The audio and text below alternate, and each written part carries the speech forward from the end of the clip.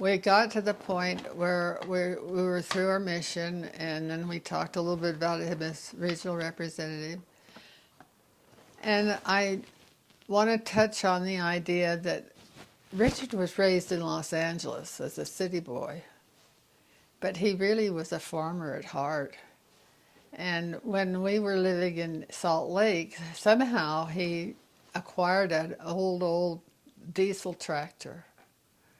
And he loved that tractor. He just dearly loved it. And then when we moved down to Mapleton on 5 acres, he was in seventh heaven when he was on top of that tractor and plowing the field and thinking about things.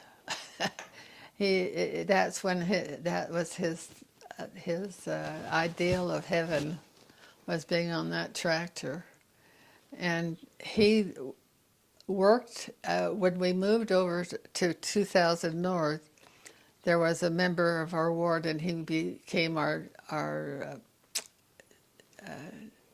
visiting teacher. And he had some acreage just a block from our house, and he allowed Richard to farm that acreage. And Richard would put corn. He loved corn. And one year he did cabbages, and he planted all these cabbages, and they were all so close together. And I said, we've got to thin those out. And so when I thinned them out, I thought, well, we can't throw them away. So we had so many cabbages harvested that year. It was unreal. But then he'd also plant tomatoes. But his big harvest was corn.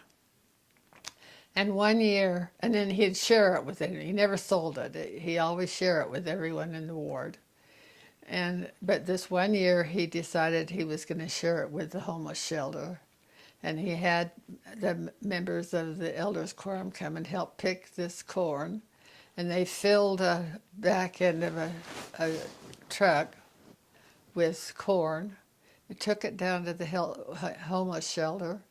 And the report back was that that lasted them for 2 or 3 meals, and they just dearly loved that corn. It was a special brand of corn, and it was so sweet. I just have never tasted corn since. You can't buy it in the store like what that corn was when Richard